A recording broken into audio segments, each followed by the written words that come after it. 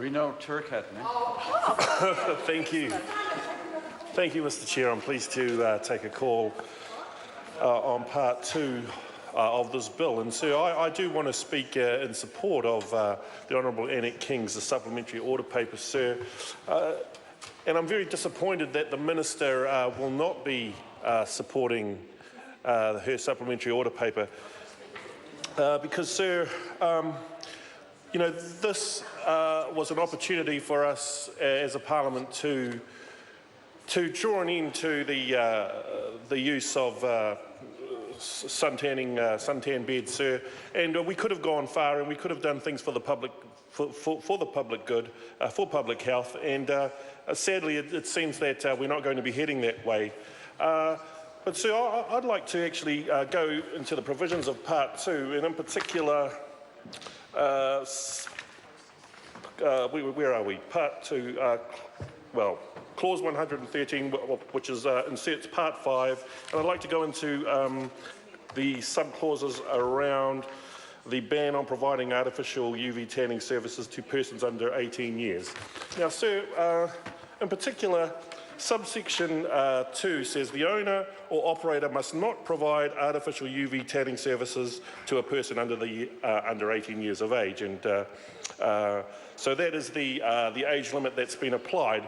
But I am really surprised, sir, when we look further into that, further to subclause 5, that there is provided within the legislation a defence to a suntan operator actually administering or providing services to an under 18-year-old.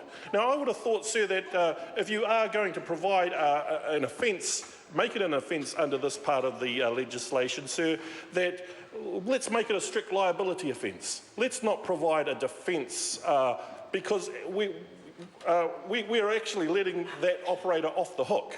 We're letting them off the hook because there's a statutory defence that by them putting an under 18-year-old under a suntanning bed, that they do have a defence for doing that. And I believe that this needs to be much more stricter. It needs to be much stricter. Even though there is the defendant has to prove that defence, it still should not apply because the harm that we are hoping to prevent through this legislation, well, the suntan operators can get away with it. They can get away with it effectively, sir. And so we should make these strict liability offences. There should be no defence. There should be no defence. If an under 18-year-old is put under a suntan bed, then that's an offence. That is an offence, and to whoever is there providing those services. And so I think that's a shortcoming, sir.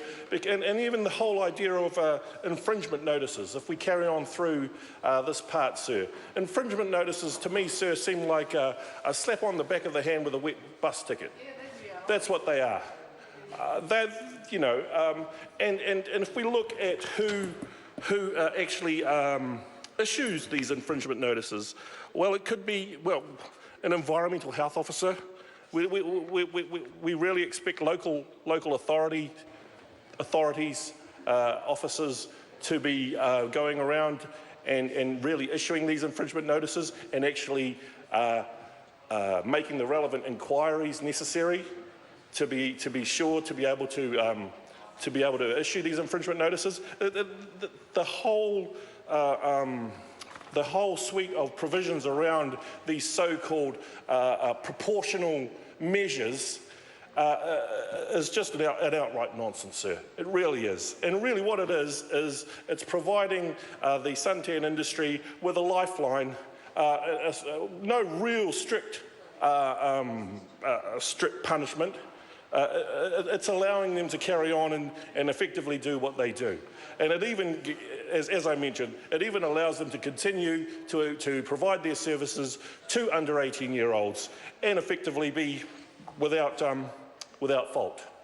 Now, I think we need to send a much stronger message than much stronger message. We have the opportunity to do that with Mrs. King's supplementary order paper, because those whole, they really are not effective.